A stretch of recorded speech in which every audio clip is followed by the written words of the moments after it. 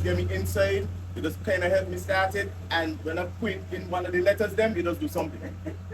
Greetings. So this is my longest video to date. Wanted to share as much of the information as I could. We were here for 2 hours and it was quite a challenge to reduce that 2 hours into a couple minutes. So this was the best I could do. I have some timestamps below that would help to maneuver through the video. You could skip to whatever might be more important to you, like tire changing, warning lights, all that good stuff. But it was a really informative session, and without further ado, here we go. I'll be walking you through some self-care, car care ideas, little procedures, little tips and tricks that will help you look after yourself in certain situations. And we're going to start it off by giving out the trinkets. So Ms. Sliber, you go first. Oh, thank you. It's my pleasure to give you a trinket. Wow, it's fast. But I'll consider that while I'm waiting for the presentation to finish. And if you have any questions, please feel free to challenge the young man. Enjoy the session. Thank you. So we're going to start off with is getting to know your vehicle. Everybody knows that every vehicle is different for the most part, but there are similarities. You may have, what do you drive? What do you drive? What Honda what? What year? 2009. Does the 2009 one look like the 2001 one? Here we go. So one of the quick identifiers for cars is obviously the make, the brand, the model, the subcategory. So if it's a Civic, like the young lady here, if it's a CRV, unfortunately, I'm talking too much about the brand, that's not mine. So anybody drive a Toyota? Toyota, all right. What Toyota do you drive, ma'am? A RAV4, A RAV4. Which year? 2015. 2015, so she drives a fourth generation RAV4. So that's another identifier for cars. They're made in matching years. So there's a range that they'll all look alike or very, very similar. So hers is actually the fourth iteration that they made. They made that one from 2012 to 2018. And then there's one right after that, that's the fifth generation. That one is still going. That started in 2018 and it's still, we don't even have any for me to say, oh, it's pretty. So there's this one. This is a Suzuki Baleno. Anybody here drives a Suzuki? There you go. This one is a 2023 model. So you'll find it looks similar, but not the same as the 2022. They did what they call a minor change. So only the bumper, the rims, and the rear bumper and some places look different, but the same middle part of the car. So those are some quick ways to ID your car: make, model, sub-brand, generation. So the year tells you the generation, and everybody knows that the pretty badge on the front or on the back tells you what brand it is. And then they usually put a big badge on so you know the model of it. So that's a HRV, I guess the lady right here. It's the Baleno seat on the back, that's a Lexus, that's a Hilux, so on and so forth.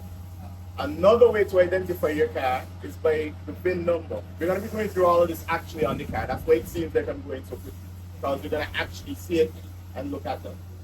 Your VIN number is your vehicle identification number. I said number again, so number is VIN, right? And that, when entered into a system that knows it, actually brings up more or less, you could say, the blueprint for your car. So it gives you all the additional information, like what color it is, what size tires it came with from factory, what battery it uses, and so on. And that in itself is actually really important to work with when you're looking for car parts, because the chassis number, right? Same as the chassis number, it's the same as the frame number for that purpose. So that number, when they put it inside in the system, it brings up everything. So they know, okay, she has a fourth generation RAV4 and she wants tires, and they could even see that. They can see which battery is the best recommended battery for you. If you're looking for brake pads, they can see which one your car carries as opposed to anyone else's. So when you're shopping, as long as you walk with that piece of info, or you use any of the identifiers I mentioned before, whoever is at that counter should be able to assist. Tires. Everybody knows that the tire is the black part and the inner part's a different part. No, I thought it was one some thing. People think when they come here, they change it, they expect to get a whole new one. No. Okay, somebody here sounds surprised. So you're actually changing this when you change your tire. This is That's the real. so how you identify that? There are three ways you can. The first way is actually looking at the one on the tire. That's not the one I recommend though. Reason being, being as we don't manufacture tires and we have to import them, a lot of the times you might find that we don't have the size that you're looking for. Not us specifically, we try to not do that, but it still happens. But what would happen then is that they would use a substitute size or a size that's close to kind of could be, and then you might be rolling around with the wrong size tire in the car for quite some time. The issue with that though is if it's the wrong size tire, you might experience sometimes some better stuff, lots of times some worse stuff. For example, if you put on a lower or a smaller size tire, you might find, well, before I put on this, every time I go through a drain, I was fine, but now I find I got a little scraping. So the car is now low as a result of putting on that smaller tire. Or you might put on a bigger size tire and you might find every time you hit a rock, you make this funny noise. That's your car might be contacting the tire. As well as you might also find when you steer, you hear grooting because it might be too big to fit in the space that it's in. So that's why it's best to say with the size that the manufacturer recommended. But there are sometimes some substitutes that they themselves list that could work. But of course, you may have to look out for those little differences. Tires usually have 3 numbers, sometimes 2, but very often 3 numbers. The first number is usually a 3-digit number. That's actually the width, the wideness of the tires. We usually sell metric tires, so it's in millimeters. It's always in multiples of 5, ending with 5. So you're going to see 195, 225, 215, 305, etc. It's always ending with a 5, it's always a multiple of 5. The second number is a percentage of the first number, and that's your height. Height Always meaning a percentage. just the balloon size. So it's a percentage of that first number. And the third number, after a letter, usually R, is the rim size, the diameter. Yeah, not the radius, but the diameter of that one. So that one is, I think, so it's 195 millimeters wide. The height is 55% of that, whoever knows math that well. And the rim size is 16-inch rim. Okay. There's a number called your dot number. Most of it's not important to us. The last part is the most important part. It tells you how old the tire is. Okay. That's actually something you should look for when you're purchasing tires. It's not the best idea to buy tires more than 6 years old. They have the potential to dry rot, crack, wear down quicker, easier. They may not be as integrally strong as well. So it tells you the week that the tire was made and the year.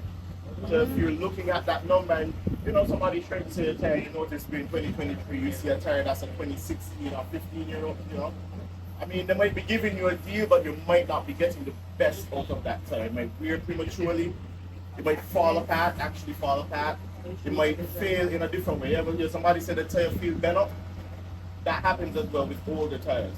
So that's something to look for as well. Here's the dot number. So you see it starts DOT.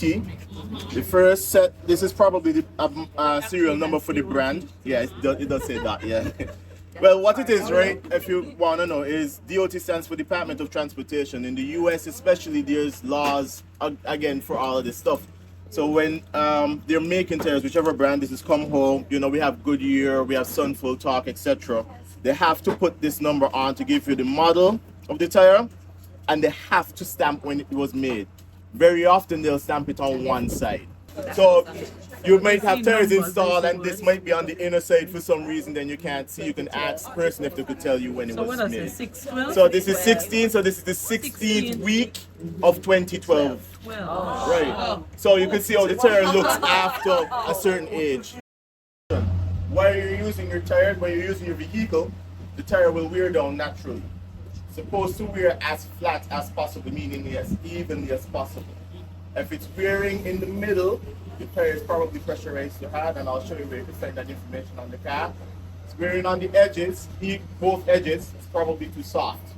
And if it's wearing on one side or the other, it's very likely you need an alignment or a pad on your car has feel for your suspension. So if you have any of those symptoms, I'm sure you're thinking about your own cars right now, you might want to have that checked. Okay. And we could assist you with that. We'll be doing some of that this morning. Reason why you should make sure your tire is properly inflated as often as you can. every 3 months is fine. If you come outside and you see it look different, softer, flatter, you should have that checked immediately as well. Fun fact, why should you keep your tires at the right pressure? Your tires could literally explode if they're too soft. In 1977, the US actually made a law that all the vehicles have to have tire pressure sensors on them that alert the driver when the tires are soft. It's usually the yellow. The lady asked if when you get to your tires, if the pattern is to match on all 4 tires. On all 4, it's not highly necessary, especially if it's not 4-wheel drive. But they do need to match on the same axle, meaning the 2 front should be the same, 2 back should be the same. Right? You shouldn't have 2 on the right to be the same and then 2 on the left the same. But they're different between each other. You know, you should probably then have them rotated to match. If you're not comfortable with the agency you're buying them from, if the deal sounds too good to be true and you want to check, feel free. Always take the privilege, always take it as your right to look at the item that you're being sold, especially if you're armed with this knowledge. We're going to go into warning lights really quickly. Every time you're about to start your car, your vehicle usually has what's called a multi-step ignition. So if you have a button start, it's available to you. You know, when you just turn the key to the first click, the car doesn't seem very active, but your radio might come on. In some cases, your cigarette lighter would work if you have those radio adapters and so on. So it turns on just the accessories of your car. The second click actually activates the whole car, so it's on, but the engine is off. So be mindful of that because it starts consuming power as though the engine is on. So that starts using your battery. It doesn't have that generator, which I'll show you on the car, to keep the battery being recharged. But it activates all the systems, so your lights will work how they're supposed to as though the car is running. Your brake lights will come on, all the lights will come on. But what the vehicle also does is called, if your vehicle is younger than 1998, not sure if anybody has that, but if your vehicle is younger than 1998, your vehicle is now driven by a computer. That computer is self-checked every time the key goes past that second step. So all the warning lights on your dashboard should come on first, and then as the computer checks the car, they turn off as each thing is considered okay. You're also color-coded, just like traffic lights. Anything that is red means have it checked immediately or as quickly as you can. Anything that is orange, you might be able to use it, but it's something you should check, but check at your earliest convenience. And any other color than that is probably okay. So green, blue, I've seen white. Actually, those 3 colors are usually the only colors I see. If you see those colors, it's probably just making the driver, the operator, aware that you've activated something or something is activated, but there's nothing to be alarmed about. So, for example, when you turn the first click on your headlight dimmer switch, the switch that turns on the car lights, the first click is usually green. A little green light comes on to tell you that the smallest lights on your car are on. The second click stays green, and then when you go to bright, you usually see what color? Blue. Blue. See, all that safe is just alerting you that something is on. Now when you start your car and your handbrake is on, you usually see what? Red. That means you should take some sort of action immediately. So usually in your case, it's to put it down. Or if you have the foot one, you release it. What else is red? Your oil pressure light comes on. If your engine's not on, it will stay on. If your engine comes on, it will go out. Because it did the self-check and it said, okay, the engine's running, oil is circulating. Orange, battery light is also red. If you see that on, you should check something immediately. Your belt might be broken, your alternator might have stopped charging. And the reason that's red is if your alternator is not charging back the battery, your vehicle will eventually stop. I'll explain that on the car as well. If your vehicle is doing its self-check once the engine is running, and it's past about 10 seconds, and the light is still on, there is a problem. There is a problem. Your ABS light is orange. Same reason. Might just be a speed sensor or something, nothing too detrimental. I'll show you on the car, but the ABS is actually a steering safety system. It controls your brakes better than you can. Sometimes it actually taps your brakes, for example, like 15 times in 1 second. I'm not sure anybody could do that comfortably with a mechanical brake. But it does that so you can control your car. It controls your brakes so that you can stay in control of the car. Fun fact, your vehicle actually steers safely from the rear. And I say safely, if the back of your car moves, you can't control it. So your control of your steering is actually at the back. That's just a fun fact. It's nothing to do with today's video. What's good to carry in your car all the time? Jumpstarting. Your jack should come with your car. If you're buying a car, if you've been sold a car, if you have a car and it doesn't have a jack in it, buy a jack. You sell jacks, buy a jack. You don't want our jack, still free a jack. Take a friend, take a partner. Hey, me boy, you got 2 jacks. You want to give me 1 your jack? Get a jack. 2 things you should note about your jack, they go by weight. If a Suzuki Swift or the Baleno came with one of those little scissor jacks, it's 2 things. It's probably not high enough or strong enough to lift up a pickup. So they wind up to a certain height. That was also predefined by the manufacturer. It was designed in mind with thinking of how high the vehicle could be lifted to get the tire off safely, but not be so high that if you're not on a completely even surface, that it would tilt. Second thing to know, whenever you're changing a tire, put one of the unused tires, the tire is not being used at the moment, under the car. That's for safety. The scissor jacks, any jack has the potential to fail still. It could tilt, it could fall over, whatever. Don't want if it falls, the car falls straight to the floor. The rim is usually strong enough to hold the weight of the car, so just slip it under the car. Tire iron. It's the wrench that's provided with the car. If you don't have one, get one. That's used to remove the lug nuts. They are designed at certain length to make sure that you can't over tighten it. So if you find, well, we use the quick guns and stuff, but those guns have a stick that presets the top, so we know we're not going over very easy. But so that's just for speed for us. But for you, it's already a certain length, and it's that length because everybody does physics. Well, maybe you don't, I don't know. But it makes sure that you can't tighten it too much. So it's usually long enough also to make sure you could loosen it. If you notice you can't get it loosened with that, that means your wheel was probably tightened too much. Or maybe you might, want to eat your veggies or so, I don't know. But, you can stand on it, you can move on it once it's secure. If you happen to change the tire in the emergency, try to stay on the passive side of traffic. I think everybody knows that, but if you can't, there is a few tricks. One, if you have an object in the car, you could put it about 1.5 feet out, 18 inches out from the car, and then 18 inches back from the car. And if you have your phone light, put it on, put it in that thing that's standing so people can see you. That's how people could avoid, coming too close and swiping you while you're doing the repair that you have to do. I saw somebody that they were changing, they put like a spoon. Should we put something to That's why I said anything could go on me, undo. Yeah, you should block the wheels, yes. You should, if it's a rough, the opposite one. So if you're changing the front right, the rear left, you're changing the front right, the rear one, if you're changing the back arm under the front ones. So that it doesn't roll or ease or rock. Just remember, ladies and gents, if you have a light on in the dashboard for more than 10 seconds after the engine is running, you should have whatever it is checked. Identifiers One on the more car. before you go. So the We're gonna 195 is the is the width, width. in millimeters, 195 millimeters okay, wide. so that's width. And then this height And the height is 65% of 195. I'm not that great at math, but I think it's more than 100. Okay. And then the rim size, 15 inches And the in 15. size. That's the only number that's in inches. Everything else is millimeters, a percentage, then inches. Where is it? Right here. So it doesn't have the dot on that part. No, it's no, the dot. They actually printed this one correctly, so this one has the dot number outside. So this was made in the 40th week of 2022. This is just the last year. Oh, okay. This car carries a 16-inch rim. It can be fitted with a 15-inch rim. If you're using the 16-inch, it's a 450, don't worry for it. Still came to work. So, and this car is fitted with the 16-inch rim.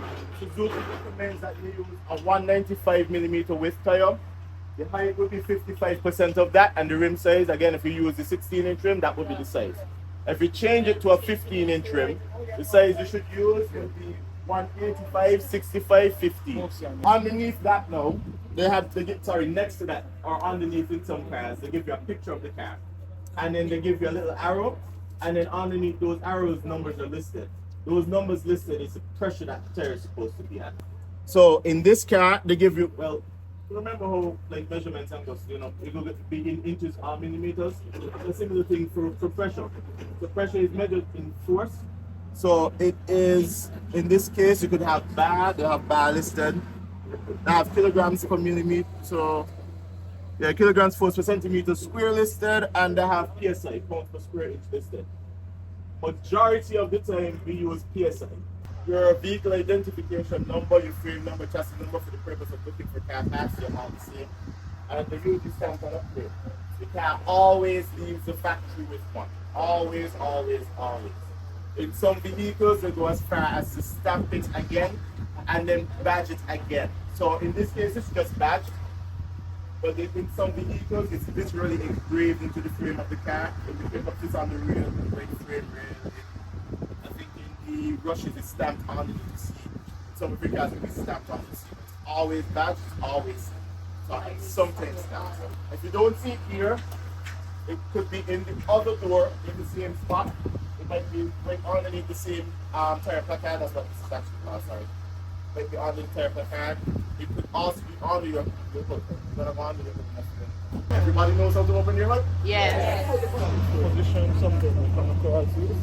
And something like put dampers or the shocks. And you just unlock it and you just stay up. Yeah. Quick identifiers. Anybody not knowing what this is? Sorry, does everybody know what this is? Battery, right. This is your car's main power source for startup only. Or when you just have the key on and the engine are on, this is going to be drained accordingly. So when you have, like I said, the radio on, it's using this. When you have the car with the, like I said, all functions on but the engine off, it's using this. There are usually 2 heavy identifiers you should use for your battery, sometimes 3. There's a number here, in this case it's the JIS number, the Japanese instrument serial number, and it tells you the size and the power of the battery all in one, because the number that's on it is a preset number for size and size, shape and power. If you don't have that, if it's just one of the general broad categories of batteries, so you might hear them say NS50, NS60, NS40 and so on, those are sizes and terminal sizes. After that, you should use for either the SAE number or the CCA. The CCA stands for cold cranking amps. You don't experience it here, but it's how much power the battery can produce in amperage if the place was 0 degrees Fahrenheit. Ooh. Right? Every car needs a different amount to start.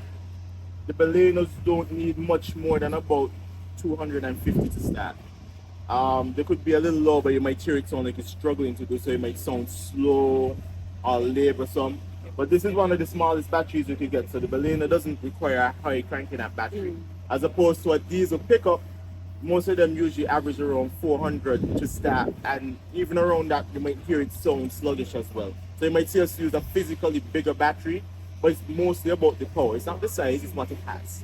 So you might see a smaller battery, but as long as it has that amount of power, you're fine. And the third thing you should look for, if you're one of those people who like to sit around in the car listening to music with the engine off, it's called reserved capacity.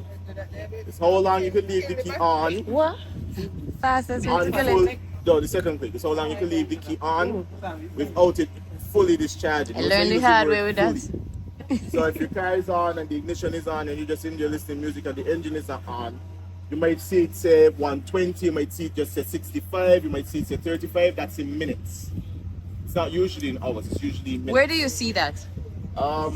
This one is hidden, but it's usually on the front or back. So, okay, Biggs brought one. So, I'll show you on this one on the table. Let's go around that one and then we'll come back to the car. Sure. Why is the battery drain when you don't start your vehicle for hours? That's another one that's called amp hours. That's the amount of hours you could leave the car with it connected. And it just, of course, you know, keep a live memory when you start your car. It goes back to the same radio station, the clock is still set and so on. That's still taking power from the car. So if you know you're a person who travels a lot and you don't disconnect the battery terminal, the negative one is the best one to use for that. You should look for a battery with high amp hours. You usually double the hour number that you see. So if it says 60 hours, that's about 60 hours is like what, 2 days? 3 days? Somewhere around 3 days, right? But you usually double the number so you can get like 6 days out of it, for example. So I'll show you how this battery over here. This is the battery number here, MT51. You might not be familiar with that. But what you could provide the clerk with or whoever is assisting you, the sales rep, is where is the positive. We usually go from the far side. So away from me, this is on the right. So you would tell them you want the battery with the positive on the right. So if my battery is dead and I look at this in the book, what am I going into the shop to do? Which button is number? Okay. So Other you're than gonna- what you just said with the left hand. with right. this Tell them big you and want small. a big terminal Yeah. battery with the positive on the right, Mm-hmm. and tell them it's, in this case, you would say small. That's small. You would literally say a smaller battery with the positive on the right, a large terminal, and they would start. It would just be basically 2 bits of information after that. If it's a 40 size or a 60 size. In this We case, would the see 60 that. you wouldn't see it on this because everybody uses a slightly different number. But if you use those 3 base identifiers, if it's small or big, it's a big terminal or small terminal, and how much power you need it to have, they usually able to figure it out right now. Okay. Okay, Just here. who here is familiar with checking the oil? Say it again. Who is familiar with checking the oil? Okay, that's one of the things we're gonna go through today. So, well, no, the orange one is It's not the transmission. orange. That's English. Right. You know And they're yourself. not color coded by the way, honestly. Honda uses orange for this and yellow for this. Toyota and Suzuki use the opposite. So they're not color coded. Yellow is the oil. That's what I say. They're not gonna always be that color. What's the color? Circle? But I It's not always gonna be a circle either. it's just the location of it. The location's not gonna be the same all the time. Wow. So, so quickest way to know, it's the pullable stick on the engine. It's always located in a semi-visible spot. When I say That part semi-visible, ain't some of visible them at are all. to the front, to down, I wasn't looking behind you. on the side, I but was they're looking on always this side. somewhat visible. Mitsubishi for some reason uses white for this, so yeah, and pullable. Okay. Mitsubishi uses white, Honda uses orange, Nissan Mercedes uses uses red, so it's not a color thing. It's really just for you to know where it I is. think Nissan is yellow. This one is often white. I've seen yellow too. Usually yellow, Let's look for a pull-up stick. but you for the pullable stick. So they're all different lengths. They're not one size fits all, unfortunately. So some of them are long, some of them are short, some of them in between. But the idea is that this gets into the spot where oil is stored in the engine when the engine is not in use. So it's all the way down to the bottom. And the aim of this stick is just to get down there and touch the oil to give you a measurement. Now, there are 3 things I want to ID for you guys. The first 2 things are the maximum level and the minimum level. Some of them actually have it, some of them actually have it written on, saying max and min. Some of them are just 2 dots or a line or a hash pattern. No, this is upside down. So, So this maximum lower dot closer to here the in this handle. case is minimum, and this upper dot here is your maximum. If you notice that you're at this lower dot here, the distance between this lower dot and this upper dot is usually between a pint and 3 pints, or half a quart and a quart and a half. That's just equated measurements, same thing. If you need to add oil because it's at this lower dot, add it in half pint increments because again, depending on which engine you have, determines how long this What are the is. Solomon? Sorry, half a small bottle. Half a Oh, half. I was trying to. no, don't do that. Dangers of adding too much oil. It's You below. could, well, you could have low power if you add way too much. You're gonna feel like the engine just ain't want to go. Your seals could fail prematurely because it actually pressurizes the oil. So if there's too much fluid to pressurize, it could start blowing out seals and have premature leaks. So that builds the pressure, but then there's a seal between here that might start leaking. There's a seal down to the front here that might start leaking. They're in different spots. So just try and add to the amount that's listed here. If you're lower than here, you're in a very dangerous spot. You may have a leak or you may not have serviced your car in a very long time. If you have not serviced your car in a very long time, Guilty. you should service your car. We usually give 2 things. We usually give a mileage or a time frame. The time frame is dependent on where you live.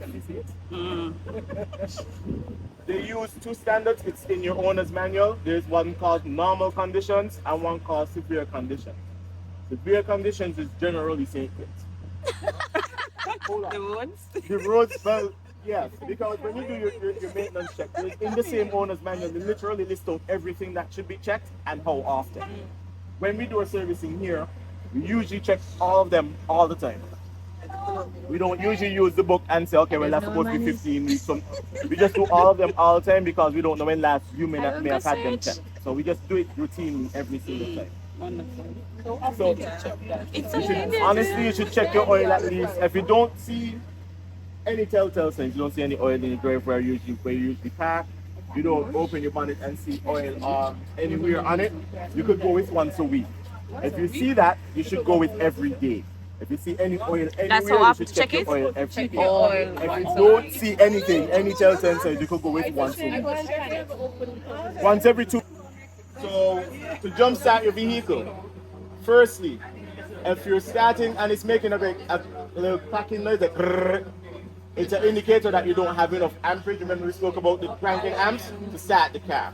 You can assist it with a jumper pack or a friend to jumpstart it. If you're using a friend with their vehicle, you connect, they color code them for this reason. Red with red, black with black. On the car that's giving you power, you connect it straight to the battery. On the car that needs to receive the power, you only connect it directly to the battery if what I'm about to show you next does not work. That's the only time you do it. It should not be the first thing you do. You do not go battery to battery, especially on these more recent cars. The spike in cranking amps is also a power surge, and this car, for example, carries about 9 computers. And it could make any one of them fail because of the upsurge in current. For example, the Toyota Alphards and so on, we've seen quite a few times when people jump start to do battery to battery, the extra surge in power has made the computer airframe rates fail. So again, do not go battery to battery unless this does not work. So it's going to be, remember I said this is the same as pretty much the whole car, the black one. So you're going to use a point that's connected to. You're going to do that, well, all the points don't, any conductor it's connected to. I remember conductors are insulated from primary school, high school. The metal carry current? Yeah. So red on red. And then any metal point that's secure. Everybody's face, like, on the block. The shock toe. You use here, and this was a plate with extra power. You turn on the pack that you have. How do you know which one to put it on? It should be red. Hold on. The positive. Right. But I was going to explain. If you happen to lose this cap because it can't come off, you look for the plus sign. So your batteries are usually labeled with it. See the plus here? Okay. The batteries are usually labeled with it. So if you can't see it, it's the one that has the plus next to it. And that's extremely important because if you jump start your car incorrectly, you turn a simple problem into a huge problem. We're then going to have to look for what wires might be damaged, we're going to have to look for fuses blown, etc., and that's more tedious than it sounds. Red is always plus or positive, right? And then minus side is the ground. So you would, if you know does not work, then you could go here. Because then would be an indicator that it doesn't have that much power to create a problem with a power source. Once you start the car that needed assistance, do not disconnect it immediately. Give it about 15 to 20 seconds with it still connected, and then you disconnect it. If you notice the car shuts off right after, you have a problem. Right? And then, if you had to jump start your vehicle, a good rule of thumb is to drive it for about 15 minutes or leave it idle for about a half hour. Important to note, do not let any of these touch at any point in time. do not let anyone. This is going here, it does not need to touch this.